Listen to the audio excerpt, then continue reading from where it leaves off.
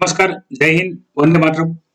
आप सभी का स्वागत है IAS lifestyle academy daily current affair analysis में, जहाँ पे जो भी बच्चे यूपीएससी सिविल सर्विस एग्जामिनेशन की प्रिपरेशन कर रहे हैं, उनका करंट अफेयर अच्छे से प्रिपेयर हो, उस हेतु से हम द हिंदू का हिंदी में एनालिसिस करते हैं, जिसमें प्रीलिम्स और mains exam point of view जो भी इम्पोर्टेंट टॉपिक रहते हैं, ठीक है, पॉलिटिकल जो भी न्यूज रहती है उनको स्किप करके, और जो महत्वपूर्ण जितने भी रहेंगे तो उसकी मैं इंफॉर्मेशन देता हूँ।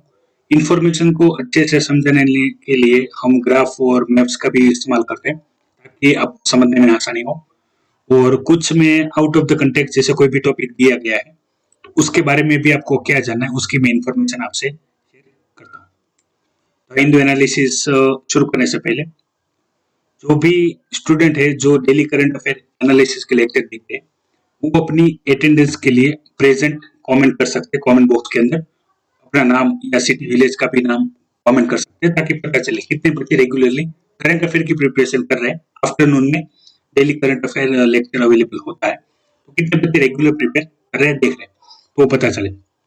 दूसरी चीज, यदि आप प्रैक्टिस के लिए UPSC previous year question paper download करना चाहते हैं, तो आप हमारी वेबसाइट है www.islifestyle.com, उसकी मुलाकात ले सकते हैं। दूसरा अन्य बात करूं मैं आपसे, तो आप द हिंदू पीडीएफ फ्री में डाउनलोड करना चाहते हैं तो आप हमारी टेलीग्राम चैनल ज्वाइन कर सकते हैं, जिसके टॉप पे एक लिंक पिंग की गई है। उस लिंक को फॉलो करके आप द हिंदू पीडीएफ फ्री में डाउनलोड कर सकते हैं और पढ़ सकते हैं। आफ्टरनून टाइम में डेली बेस पे हम द हिंदू एनालिसिस करते हैं। टाइमिंग रहता है मंडे टू सैटरडे। संडे के दिन आफ्टरनून यानी 3 to 5 PM को डेली करंट अफेयर लेक्चर रहता है। किसी भी कारणवश यदि उस टाइमिंग में चेंज होगा तो उसकी इंफॉर्मेशन हम टेलीग्राम चैनल में आपको प्रोवाइड कर देंगे, तो आप टेलीग्राम चैनल ज्वाइन करके रखिएगा, तो उसकी इंफॉर्मेशन आपको वहां पे मिल जाएगी। जब कभी भी एनालिसिस लाइव होगा तो उसका नोटिफिकेशन, यदि आपने यूट्यूब चैनल सब्सक्राइब करके नोटिफिकेशन ऑन किया है, तो आपको मिल जाएगा। और यदि आप फ्रेश स्टूडेंट है और अभी प्रिपरेशन स्टार्ट ही कर रहे हैं, तो आपके लिए किस प्रकार से हम एनसीईआरटी प्रिपेयर करें, स्टैंडर्ड वाइज कौन कौन सी एनसीईआरटी बुकें पढ़े, तो उसकी इंफॉर्मेशन भी मैंने दी है। यदि वो पीडीएफ आप डाउनलोड करना चाहते हैं तो इस वीडियो के डिस्क्रिप्शन में वो लिंक प्रोवाइड कर दी गई है। इसके अलावा भी काफी महत्वपूर्ण जो पीडीएफ रहेगी वो टेलीग्राम चैनल पे अवेलेबल है, तो आप वहां पे भी जाके डाउनलोड कर सकते हैं। देखते हैं आज के द हिंदू एनालिसिस। ज्यादातर इंफॉर्मेशन पॉलिटिकल जो है, ठीक है, जो अपने काम की नहीं, उसको स्किप करेंगे। जो अपनी इंफॉर्मेटिव है, exam point of view importance है, उसकी बात करेंगे। तो सबसे पहला जो एडिटोरियल है वो है एग्रीकल्चर के ऊपर। जैसे आपको बताया था मैंने जब करंट अफेयर की बात चल रही थी, कि भाई इस साल जो रबी पाक है, बारिश अच्छी होने के कारण क्या हुआ है, क्रॉप ज्यादा हुआ है, ठीक है। तो इसको आधार बनाया जा रहा है कि भाई कोरोना वायरस के लॉकडाउन के बाद एग्रीकल्चर जिस हिसाब से डेवलप हो रहा है, ग्रोथ हो रहा है, उसी से ही सारी मार्केट में डिमांड जनरेट होगी, ठीक है, रेवेन्यू जनरेट होगा, रूरल इकोनॉमी अपने पटरी पे आ जाएगी, उसी प्रकार से अर्बन भी अपने डेवलपमेंट हो जाएगा। तो इसमें काफी सारे पॉइंट बताए गए, लेकिन अपने जो काम के है उसी पे हम फोकस करेंगे। सबसे पहले समझिए कि वहां पे जो फूड ग्रेन है, ठीक है, प्रोडक्शन, वो 3.7% हायर है 2018-19 के कंपैरिजन में, ठीक है। और बाकी बात कर रहे हैं कि भाई जो रबी व्हीट प्रोडक्शन है, ठीक है, वो 12.6% ज्यादा है 19-20 से। कंपेरेटिवली डेटा दिया गया है कि जो भी अगस्त में बारिश हुई, ठीक है, जैसे सिंचाई के लिए जितना पानी जरूरत थी उतना मिला, तो क्रॉप की फसल अच्छी हुई है और इसकी वजह से काफी सारे फायदे होंगे। और गवर्नमेंट भी जो बता रही है कि भाई हमने भी किसानों से क्या एमएसपी, मिनिमम सपोर्टेड प्राइस पे क्या किया है, जो भी क्रॉप हुई है तो उसको हमने खरीद लिया है, ताकि किसानों को क्या मिले, अच्छे से मुनाफा मिले। लेकिन इसमें सच्चाई कितनी है वो भी यहाँ पे बताई गई है ऑफिशियल डेटा के अनुसार। यानी जो भी किसान है जो चावल उगाते हैं, ठीक है, उनके 13.5% और जो गेहूं उगाते हैं, ठीक है, उसके 16.2% जो क्रॉप है वो गवर्नमेंट ने परचेस की है एमएसपी प्राइस पे, ठीक है। तो ये बहुत कम मात्रा है, यानी आप 100% के कंपैरिजन में गिने तो ये 20% भी नहीं है, ठीक है। बाकी के जो भी पोर्शन रहा, तो उसमें जो भी किसान है उन्होंने एमएसपी से कम भाव में जो भी बिचौलिए होते हैं, ठीक है, जो भी एजेंट रहते, दलाल रहते, उनको बेचा। तो जितनी बड़ी बातें गवर्नमेंट के द्वारा बताई गई है उतनी है नहीं, ठीक है। ये पिक्चर क्लियर हो रहा है, क्योंकि गवर्नमेंट का क्या दिखाना था कि भाई जैसे फसल अच्छी हो रही है, तो फसल अच्छी होने से, क्वांटिटी ज्यादा होने से किसानों को फायदा होगा। लेकिन यहाँ पे कंडीशन की क्या बात की गई है कि गवर्नमेंट ने 13 और 16% जो भी खरीदा है एमएसपी पे, मिनिमम सपोर्टेड प्राइस पे, उसके अलावा की जो क्रॉप है वो किसानों ने उससे कम दाम में बिचौलियों को बेचा है, ठीक है। यानी जितना मुनाफा गवर्नमेंट बता रही थी ऐसी कुछ है नहीं वास्तविक फिगर में। और बाकी भी काफी सारे पॉइंट दिखाए गए हैं, ठीक है। जो भी बाकी पीएम किसान सम्मान निधि योजना है या दूसरी भी जो हमने ऑलरेडी डिस्कस करके रखी हुई है, और कल भी एक टॉपिक हमने देखा था कि कौन से फार्मर को कितना बेनिफिट देना चाहते थे। और उसके अलावा जो भी ये प्रायोरिटी सेक्टर है, ठीक है, एग्रीकल्चर में, तो उनको भी जो वीकर फार्मर है उनको भी लोन जो प्रोवाइड करवानी जा रही थी, जैसे सोलर पंप के लिए और दूसरे भी इरिगेशन के पर्पज के लिए और बाकी रिक्वायरमेंट के लिए। तो उससे क्या होगा, जैसे बताया जा रहा था कि एग्रीकल्चर अच्छे से खड़ा हो जाएगा, एग्रीकल्चर अपना जो न्यू ग्रोथ होगा इकोनॉमिक, उसमें इंजन का काम करेगी, उसके साथ साथ सारे बाकी जो सेक्टर है वो डेवलप हो जाएंगे। लेकिन ऐसा यहाँ दिखने को नहीं मिलता है। हालांकि जो बताया गया था कि भाई गाँव में किसानों को अच्छा है, ऐसी हालत सभी जगह नहीं है। ये ओवरऑल डेटा है, ऑफिशियल डेटा है, यहाँ पे मेंशन भी किया है ताकि किसी को बुरा ना लगे, ठीक है। ऑफिशियल डेटा है, ऐसा नहीं है कि भाई जो भी कोई कह रहा है वो मनगढ़ंत कहानी या अपने से बता रहा है। ऑफिशियल डेटा है कि जो बताया गया है गवर्नमेंट के द्वारा। तो अपने काम का जो चीज है वो ये है कि अभी यहाँ पे जितना भी डिस्कशन हो रहा है, तो उस डिस्कशन में सबसे महत्वपूर्ण बात यही है कि भाई जो किसानों को बेनिफिट मिलना चाहिए था वो मिला नहीं है। दूसरी चीज मैंने आपको बताया था कि भाई जो सेंट्रल गवर्नमेंट की एमएसपी कैलकुलेशन जो है वो भी काफी राज्यों के अनुसार वो ठीक नहीं है। ठीक क्यों नहीं है? क्योंकि मैंने जैसे बताया कि भाई आप मान लो कोई भी किसान है, ठीक है, वो बीज बोने के लिए बीज खरीदता है, फिर उसमें जो भी फर्टिलाइजर है डालना रहता है, फिर पेस्टिसाइड डालना रहता है, और अपना खुद का भी उसमें थोड़ा बहुत योगदान रहेगा तो अपना, और बाकी तो मजदूरों को भी देता है। वो सारी जो लागत होती है उस लागत को मिला के अगर देखा जाए तो एमएसपी के भाव उससे भी कम रहते हैं, ठीक है। और जिसमें भी एमएसपी भाव हो वो गवर्नमेंट जिसका खरीदेगी उसको ही एमएसपी भाव मिलेगा। बाकी सारे जो प्राइवेट ट्रेडर है यानी दलाल है, बिचौलिए, उनको उससे भी कम भाव में बेचना पड़ेगा। तो ये सारे प्रॉब्लम भी हमने डिस्कशन किए थे तब जब एग्रीकल्चर का जितने भी इश्यू है, ठीक है, जिसको अच्छे से गवर्न करने के लिए बात हो रहा था, तो वो हम तब सारा डिस्कस किए थे, ठीक है। जिस भी स्टूडेंट ने वो सारे डेटा नहीं देखे तो अपने वो प्रीवियस एनालिसिस है 22 अगस्त 23 अगस्त, ठीक है, वो देख सकते हैं कंटिन्यू सीरीज में। तब एग्रीकल्चर के बेस पे जो इकोनॉमी रिवाइव की बात चल रही थी तो हमने ज्यादा डिस्कस किया था। फिर ये बात हो रही है, यहाँ पे आप देख सकते हैं जो सुशांत सिंह राजपूत है उसको लेके जो पॉलिटिक्स चल रहा है उसके बारे में, जो ऑलरेडी हमने डिस्कस किया हुआ है, ठीक है। आपके पास टाइम है तो आप पढ़ सकते हैं, एकदम पॉइंट ऑफ व्यू इंपॉर्टेंस नहीं है। दूसरी फिर बात करेंगे, अभी चाइना का एक डेटा आया है इकोनॉमी बेस, और उसका आधार है पॉपुलेशन। यानी कहा यह जा रहा है कि भाई जैसे ही एक पॉलिसी है चाइनीज पीपल के लिए कि चाइनीज जो फैमिली रहेगी वो एक ही बच्चा को जन्म दे सकती है, ठीक है, उससे ज्यादा नहीं दे सकती है, रूल्स टाइप है, और इसको स्ट्रिक्टली फॉलो भी किया जाता है। तो वहां पे एक प्रकार का आर्बिट्ररी शासन है, तो उस पर नहीं जाएंगे, ये ज्यादा अपने काम का नहीं है। खाली इतना याद रखिए यहाँ पे क्या बताया गया है कि यानी मान लो पब्लिक एक से ज्यादा बच्चा रखने चाहते हैं और जिस हिसाब से ग्रोथ हो रहा है पॉपुलेशन चाइना में, तो उसका सीधा इम्पैक्ट इकोनॉमी पे पड़ेगा। तो समझ लेते हैं कहना क्या चाहते हैं, भारत के कंटेक्स्ट में समझेंगे ताकि आपको एग्जाम में पॉपुलेशन और इकोनॉमिकल ग्रोथ का कोई भी कॉन्सेप्ट पूछे तो आप लिख सके। इन जनरल डेटा बता रहा हूँ, पॉपुलेशन का सीधा सीधा इम्पैक्ट रहता है इकोनॉमिकल ग्रोथ पे। पहले समझिए कि मान लो भाई अभी जितने भी लोग हैं उसके लिए भाई जितनी मान लो जितने रिसोर्सेस है, जितनी जॉब्स है, जितनी अपॉर्चुनिटी वो सेम है कि भाई अभी जैसे 1000 के लिए ही समझते हैं, 1000 लोग हैं तो उसके लिए प्रॉपर अरेंजमेंट है जॉब के लिए, फिर जितना भी उनको फूड सिक्योरिटी में खाने के लिए चीजें चाहिए सब कुछ। लेकिन वही 100 का सीधा 10,000 या 1 लाख हो जाए, वो रिसोर्सेस इतने ही रहेंगे, जॉब इतने ही रहेंगे, अपॉर्चुनिटी इतनी ही रहेंगे, तो क्या बढ़ जाएगा? कंपटीशन बढ़ जाएगा। तो कंपटीशन का नियम है, जब मार्केट में कंपटीशन बढ़ता है, ठीक है, तो उसका सीधा इम्पैक्ट इकोनॉमी पे आता है, क्योंकि जब डिमांड की बात आती है तब मार्केट कंपटीशन में प्राइस बढ़ती है, और जब अपॉर्चुनिटी की बात आती है तो प्राइस घटती है। ये जिसको भी इकोनॉमी में मार्केटिंग का एक्सपीरियंस होगा वो समझ सकता है। जैसे कि मैंने आपको बताया होगा कि मान लो भाई कोई भी चीज है, 1 किलो आप खरीदने जाओ, ठीक है, 1 किलो जितना भी क्वांटिटी है उसको लेने वाले 1 या 2 लोग हैं तो कोई टेंशन नहीं है। पर 1 किलो आलू बटाका प्याज कुछ भी वो खरीदने के लिए 100,000 और 10,000 लोग खड़े 1 ही किलो को लेके, ठीक है, तो प्राइस बढ़ता।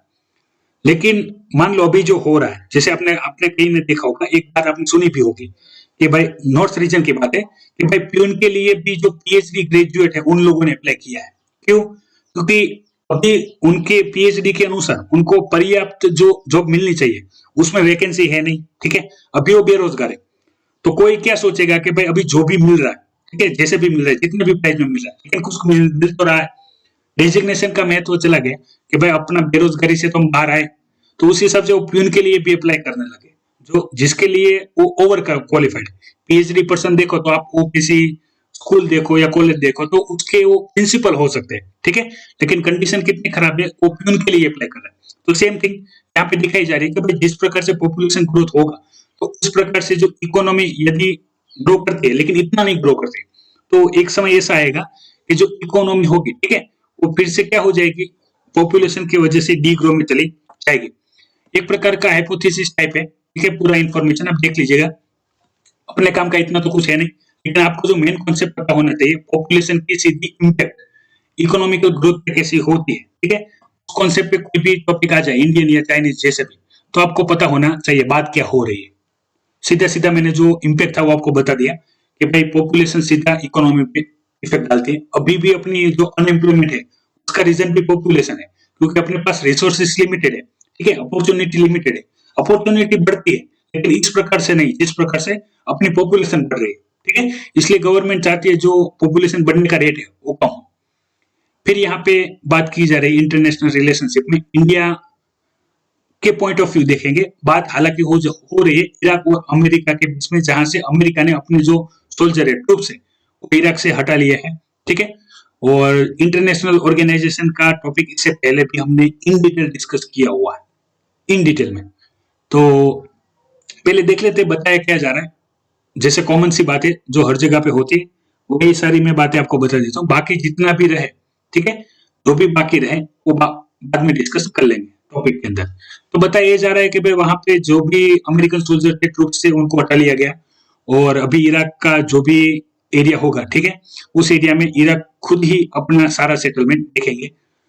तो उसमें सबसे पहले समझ लीजिए जिहादी ग्रुप्स, ठीक है, जिहादी ग्रुप्स आपने काफी बार सुना होगा। इसका मीनिंग करते हैं जो स्टूडेंट को नहीं पता है उनके लिए, कि जिहादी ग्रुप में से अगर हम देखें तो जिहाद आपने शब्द सुना होगा जो काफी पुराना है। इसका क्या कहने का तात्पर्य रहता है कि भाई जो भी इस्लामिक कंट्रीज है वहां पे सबसे ज्यादा देखने को मिलता है, उसमें भी जो इनका कहना रहता है कि भाई जो धर्म है, ठीक है, वो क्या है, वो मुश्किल में है, तो उसको बचाने के लिए हम क्या कर रहे हैं, हम कर रहे हैं आंदोलन उनको बचाने के लिए।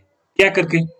बच्चों, औरतों, मर्दों को मारकर, फिर बॉम्ब फेंक के, ठीक है, टेरर फैला के, डर फैला के हम अपने जिहाद के लिए ये सब कुछ कर रहे हैं। एक प्रकार का प्रोपोगेंडा ही है जो ब्रेन वॉश करने के लिए इस्तेमाल किया जाता है। और इसके अलावा जो अलग अलग कंट्रीज है, ठीक है, जिसमें हमने इसराइल बात कर ली, फिर ईरान, इराक और बाकी जो हमास ग्रुप है, और इसके अलावा जो लिबिया वाला अटैक था, सीरिया वाला अटैक था, ठीक है, उसमें काफी सारे हमने जो इंटरनेशनल ऑर्गेनाइजेशन है उनकी हमने बात की है। लेकिन यहाँ पे जो इस्लामिक स्टेट होते हैं, ठीक है, एक आपने ऑर्गेनाइजेशन सुना होगा ISIS, ठीक है, जो ये सारा टेरर एक्टिविटी करती है, लेकिन उसका मेन जो कनेक्टिविटी है वो है IS के साथ, इस्लामिक स्टेट के साथ। ये सारे बाकी सब क्या है, अलग अलग जगहों से सब जुड़े हुए एक दूसरे के साथ। इनका इनकम के सोर्स के लिए भी हमने देखा था कि ये लोग जैसे चर्च गांजा है, ओपियम है, उसके उगाते हैं और उससे इनकम करते हैं ड्रग बेच के। फिर हमने देखा था वेपन स्मगलिंग, फिर ह्यूमन ट्रैफिकिंग, ठीक है, फिर ब्लैक मनी, वो सारे चीजें हमने देखा था जिनके लिए वो क्या करते हैं अपने पैसा जनरेट करने के लिए ये सारे इनलीगल जितने भी बिजनेसेस है वो ऑपरेट करते हैं। हमको एग्जाम पॉइंट ऑफ व्यू काफी बच्चों का क्वेश्चन रहता है कि सर हमको ये सारे टेरर ऑर्गेनाइजेशन करने बहुत सारे रहते हैं, ठीक है, उसका तो नाम भी नहीं सुना होता है, जब करंट अफेयर में आते हैं तब पता चलता है। जैसे कुछ कुछ संगठन रहते हैं जिसको पुलवामा अटैक हो गया, उरी अटैक हो गया, ठीक है, पठानकोट अटैक हो गया, जहाँ पे कोई कोई नाम आते हैं तो पता होता है लेकिन सबका पता नहीं होता। तो उसके प्रिपरेशन में मैंने आपसे सीधे सीधे बताया था आपको खाली क्या करना है कि भाई कॉमन जो ये है, ठीक है, एक तो ये हो गया जिहादिस्ट ग्रुप, दूसरा इस्लामिक स्टेट, इसे जो ऑर्गेनाइजेशन है जिनका क्या पर्पस है वो आपको मेंशन रखना है। फिर कौन से एरिया में कौन कौन है, जैसे अफगानिस्तान की बात आएगी तब तालिबान की बात आएगी, फिर पाकिस्तान की वाली बात आएगी तो इस्लामिक ग्रुप की बात आएगी, ठीक है, ईरान इराक और बाकी जो कंट्री है तो वहां पे शिया सुन्नी वाली बात आएगी। तो ये मेन मेन जो एरिया है वहां पे आपको सिर्फ पता होना चाहिए। फिर आपसे जो भी पूछे इतनी ही इंफॉर्मेशन आपको तब उस टाइम पे आपको क्या करनी है, आपको शेयर करनी है, ठीक है, ज्यादातर अंदर नहीं उतरना है, जो आपको मेन पता है वही बता देना है कि भाई इनका मेन पर्पज रहता है कि भाई जैसे कि मैंने बताया जो अलग अलग ग्रुप है उनका अलग अलग मोटो रहता है, लेकिन है सब मेन जिहाद के ऊपर ही। तो वही कॉमन सी थ्योरी रखना है। क्वेश्चन कितने आएंगे वो भी मैं बता देता हूँ। प्रीलिम्स में अगर ज्यादा आउट हो जाए तो 1 से 2 क्वेश्चन, वो भी बहुत मैक्सिमम तो 2 क्वेश्चन, वरना ज्यादा से ज्यादा 1 क्वेश्चन आएगा। इंडिविजुअल का नहीं आएगा कि भाई यहाँ पे कौन सा ऑर्गेनाइजेशन है उसका नाम लगाओ, ठीक है। और दूसरा मेंस में आएगा इंटरनेशनल रिलेशनशिप में 2 से 3 क्वेश्चन आते हैं, तो उसमें से भी टेरर पे अगर कोई क्वेश्चन आ गया, ठीक है, तालिबान पे कोई क्वेश्चन आ गया तो 1 क्वेश्चन ही आ सकता है। तो उसके लिए आपको इतना सारा कुछ पढ़ना नहीं है, जो भी इंपॉर्टेंस पॉइंट है, ठीक है, वो आपको पता होने चाहिए, ताकि मान लो आपको अफगानिस्तान का पूछ ले तो आप लिख सके, ईरान इराक इजराइल सीरिया वाला पूछे तो आप लिख सके, ठीक है, इंडियन जो पर्सपेक्टिव है उसके व्यू ऑफ अमेरिका और बाकी सब क्या कर रहे हैं, तो आपको मेन थीम यदि पता हो तो आप आसानी से आराम से सारा सब कुछ चीज लिख सकते हैं, ठीक है। उससे ज्यादा डिटेल में आपको प्रिपेयर नहीं करना है और ज्यादा डिटेल में लिखना नहीं, ठीक है। बाकी पॉइंट है जो मैंने डिस्कस किए हुए ऑलरेडी, तो वो देख लीजिएगा। मैं इन जनरली बात कर रहा हूँ ताकि आपको काम में आ जाए, क्योंकि इतना डिटेल एक टॉपिक के ऊपर कोई पूछे ऐसे चांसेस कम है। फिर समझ लीजिए हमारे माननीय प्राइम मिनिस्टर नरेंद्र मोदी जी ने जो 15 अगस्त के दिन जो अपना नेशनल डिजिटल हेल्थ मिशन की जो बात की थी, ठीक है, जिसमें उन्होंने बोला था कि हर एक व्यक्ति का जैसे आधार कार्ड है और आधार आईडी है उसी प्रकार से हेल्थ आईडी होगा, हेल्थ कार्ड होगा, क्योंकि जिसमें क्या रहेगा पेशेंट की सारी क्लिनिकल हिस्ट्री रहेगी। तो इसके बारे में भी हमने काफी बार चर्चा की है। जो स्टूडेंट रेगुलर बेस पे डेली करंट अफेयर लेक्चर देखते हैं उनको पता ही है, लेकिन जिनको नहीं पता है उनके लिए एक बार स्मॉल रिकेप कर लेते हैं, ठीक है, ताकि सारी जो इन्फॉर्मेशन है कितनी कितनी इन्फॉर्मेशन है वो आपको पता चल जाए। सबसे पहले जो बात आती थी कि भाई ये सारे जो हेल्थ आईडी बनाएंगे तो उसमें कौन सी पॉपुलेशन के लिए आप टारगेट कर रहे हैं, कितने कितने लोगों को आप इसमें जोड़ेंगे, वो दूसरी चीज कौन सी योजना में आप सबको जो ये हेल्थ आईडी है कार्ड है वो प्रोवाइड करोगे, इसकी इन्फॉर्मेशन भी मैंने आपसे ऑलरेडी डिस्कस कर ली है। फिर तीसरी चीज आती थी कि भाई मान लो कि भाई कोई भी पेशेंट है, ठीक है, आप जब से शुरू करोगे यानी करंट का डेटा डालोगे, यानी उसको क्या प्रॉब्लम है या नहीं या हो गई थी वो डेटा डालोगे, कि भाई जो भी नई बीमारी होगी जिसका वो सामना कर रहे हैं वो डेटा डालोगे। फिर ये डेटा डालने का काम भी कौन करेगा, सारी चीजें ऑपरेट भी कौन करेगा। और इंडिया इतना वेल इक्विप नहीं, आईटी जो डेवलपमेंट है वो इंडिया में है, लेकिन इंफ्रास्ट्रक्चर इतना डेवलपमेंट नहीं है। उसकी भी क्या बात हुई थी कि भाई मान लो आप हेल्थ आईडी क्रिएट तो कर दोगे, लेकिन इसको ऑपरेट कहाँ पे किया जाएगा वो एक सबसे बड़ी दुविधा है। मान लो कि आप कुछ कुछ सरकारी अस्पताल है उसको आप इसका क्या करो, प्रोवाइड करो, ठीक है, सिस्टम। तो हॉस्पिटल में लोग भी इतने वेल एजुकेटेड होने चाहिए ना, ताकि वो इस डेटा को ऑपरेट कर सके। और ये डेटा यदि आप इंटरनेट पे डाल रहे हो, ठीक है, तो डेटा सिक्योरिटी के लिए भी आपके पास प्रॉपर कोई लीगल पॉलिसी या ड्राफ्ट नहीं है, ठीक है, रेगुलेशन नहीं है, तो आप कैसे करोगे, वो डेटा नहीं लीक होगा उसके लिए आपको क्या प्रावधान करोगे, और इसमें कितने लोगों को आप बेनिफिट पहुंचा सकते हो, ठीक है, इसकी हमने सारी डिस्कशन की थी। जो मेन पॉजिटिव पॉइंट यहाँ पे बताया जा रहा है वो मैं आपसे डिस्कस कर लेता हूँ। इससे इसके बारे में क्या बताया जाता है कि भाई मान लो ऐसी कुछ बीमारियां होती है जिसमें ज्यादा डायग्नोसिस नहीं करना पड़ता, चेकअप नहीं करना पड़ता है, ठीक है, नॉर्मल बीमारियां होती है उसमें जिसमें कोई भी डॉक्टर रहेगा वो एक एरिया से टेलीफोनिकली, ठीक है, व्हाट्सएप से या बाकी कोई भी चीज से अगर वो वीडियो कॉल कर सकते हैं तो उससे क्या हो रहा है उसको पूछ के वो मेडिसिन प्रिस्क्राइब कर सकते हैं जो मेडिकल स्टोर से उनको प्रोवाइड करवा दी जाएगी। ठीक है, जैसे कोई ऐसा ट्राइबल एरिया हो गया या ऐसा एरिया हो गया कि जहाँ पे डॉक्टर रेगुलरली नहीं जा सकते, पर ऐसे वीडियो माध्यम के थ्रू वो उनसे कनेक्ट हो सकते हैं, तो वहां पे इसका बेनिफिट है। लेकिन सारे पेशेंट की हेल्थ आईडी क्रिएट करी जाएगी और उसकी सारी डेटा वहां पे डाली जाएगी और उसको एक्सेस करने का जो राइट्स है, ठीक है, वो पर्टिकुलर किसी एक डॉक्टर या एक इंस्टीट्यूट को प्रोवाइड किया जाएगा। तो इसके लिए प्रॉपर क्या नहीं है, प्रॉपर कोई अभी ड्राफ्ट या नहीं है। तो जो डेटा प्रोटेक्शन है, फिर जो एक्सेस है, एक्सेस अप्रूवल है, वो किसके पास होगा और कैसे ऑपरेट होगा, इसकी सारी इंफॉर्मेशन तब नहीं थी। तो अभी इस पे कार्य चल रहा है। जैसे जैसे जितनी भी डेटा कलेक्शन से जुड़ी, इंफॉर्मेशन से जुड़ी, आईडी से जुड़ी जितनी भी बातें आएगी, तो उसका हम डिस्कशन आपसे करेंगे, तो आपको पता चलेगा। फिर यहाँ से बात कर लेते हैं आज के फिगर की। जो बेस है डिजिटल डिवाइड्स में, आप देख सकते हैं इमेज में, ये वाईफाई इमेज है। ठीक है, आपको पता होगा वाईफाई इस प्रकार से ड्रॉ करते हैं, नीचे राउंड रहता है, बाकी ऊपर 3 लाइन। तो यहाँ पे पुअर कनेक्टिविटी दिख रही है इंटरनेट की, इसकी मैंने चर्चा ऑलरेडी की है। ऐसे काफी क्षेत्र है जहाँ पे इलेक्ट्रिसिटी नहीं पहुंची है, ठीक है, तो वहां पे इंटरनेट पहुंचने का क्या काम। और ऐसी भी चीजें है जहाँ पे इंटरनेट एक्सेस है लेकिन इलेक्ट्रिसिटी नहीं है, ठीक है, फिर भी इसका पॉसिबिलिटी नहीं है। और सबसे महत्वपूर्ण बात, यदि इकोनॉमिकल पुअर है तो भी फैमिली, ठीक है, जिसके पास ना तो डिवाइस लेने के पैसे है और ना तो बाकी इंटरनेट कनेक्शन लेने के पैसे, तो ऐसे स्टूडेंट कैसे ऑनलाइन ई लर्निंग करेंगे। तो इसकी भी डिस्कशन मैंने ऑलरेडी आपको 9 सितंबर और 10 सितंबर को की है। डिजिटल डिवाइड्स का टॉपिक आया था तभी से।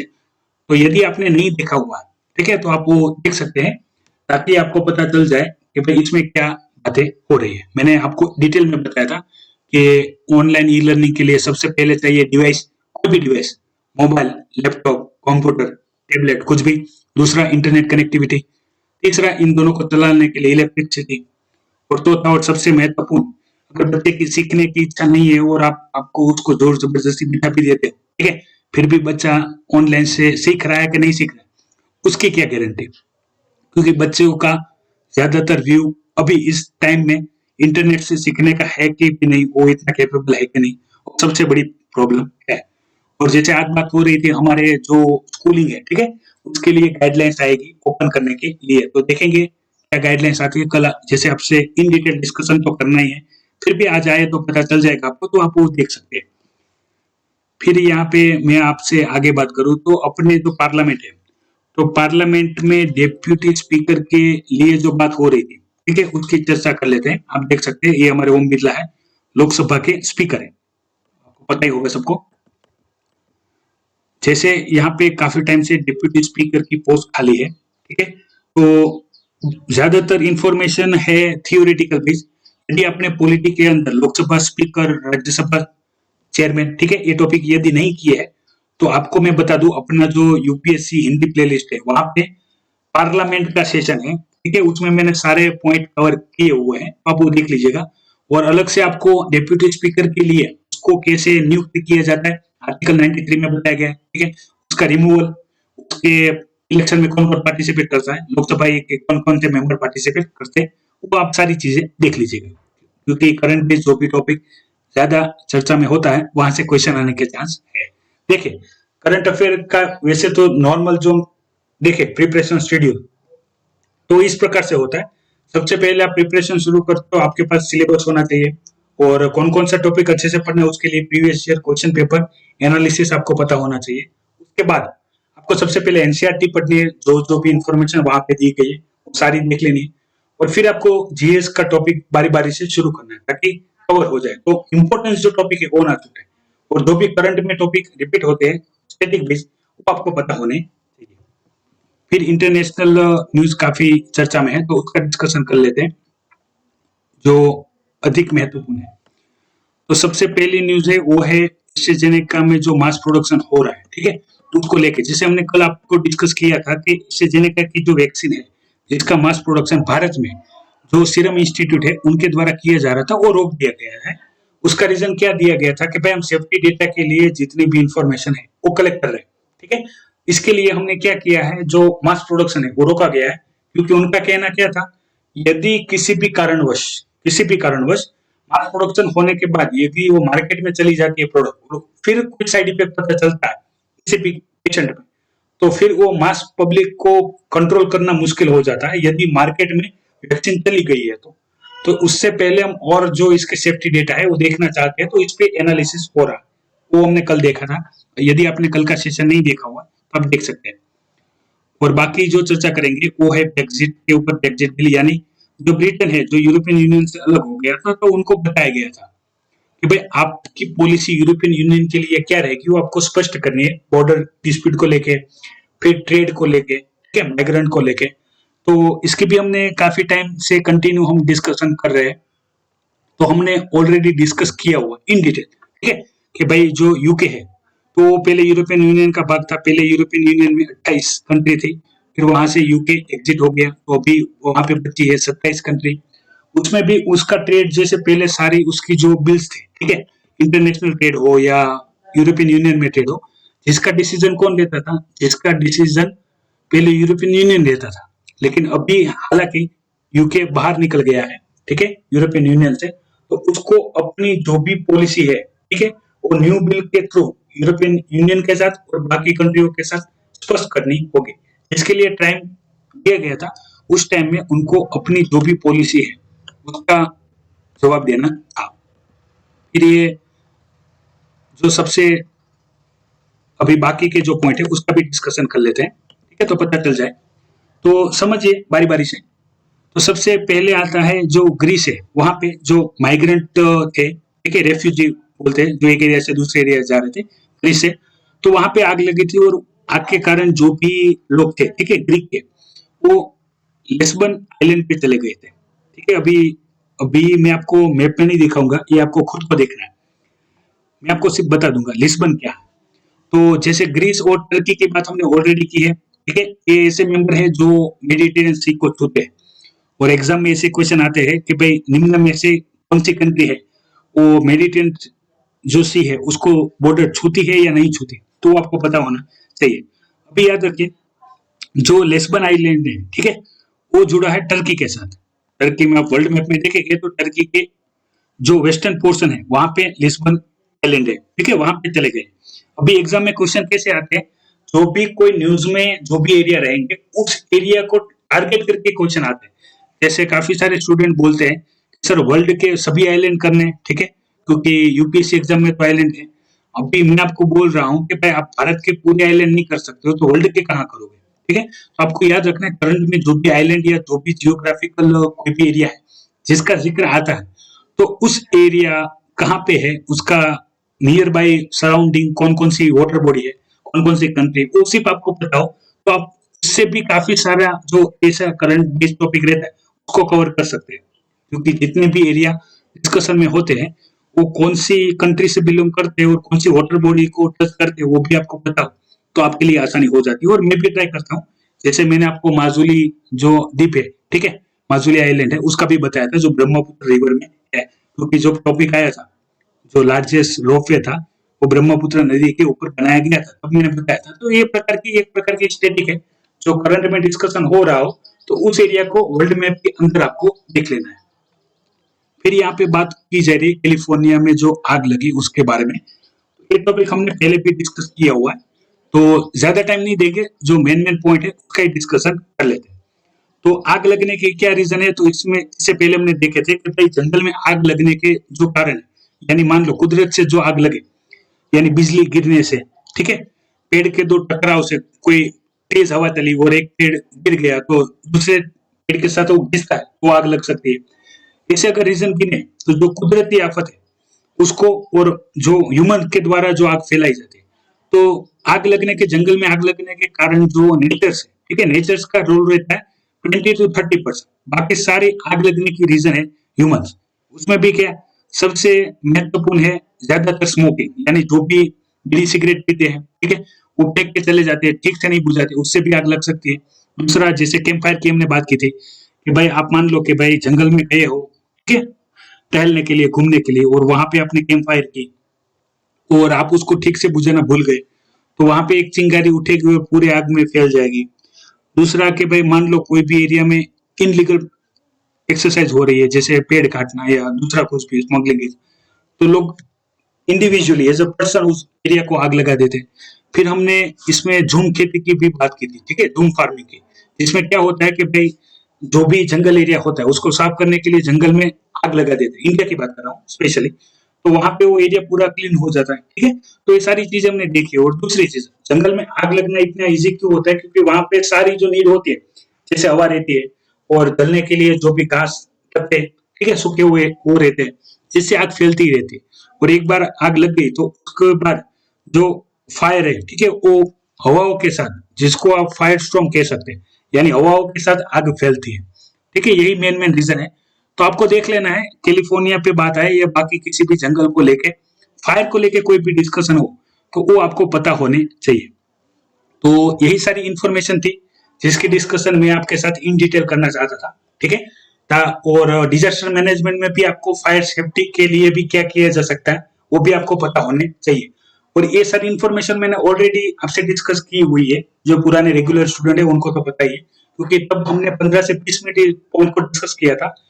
आग लगने के रीजन क्या क्या है और किस प्रकार से आग लगती है और उसको किस प्रकार से कंट्रोल किया जाता है, ठीक है। तो ज्यादा टाइम नहीं देंगे, तो ये इन्फॉर्मेशन पसंद आई तो वीडियो को लाइक कीजिएगा, दूसरे बच्चों को ये इन्फॉर्मेशन शेयर कर दिएगा, और आप नए हैं तो चैनल को सब्सक्राइब कर लीजिएगा और डेली बेस पे आदत डालिए। 30 मिनट का लेक्चर है, कम टाइम में सबसे ज्यादा इन्फॉर्मेशन कवर हो जाए। Exam point of political news हम स्किप करते हैं, जो काम की नहीं है वो सारी न्यूज को हम स्किप करते हैं, तो उस हिसाब से आपको अच्छे से जो भी कंटेंट है एग्जाम पॉइंट ऑफ व्यू मिले, ऐसा हम प्रयास करते हैं।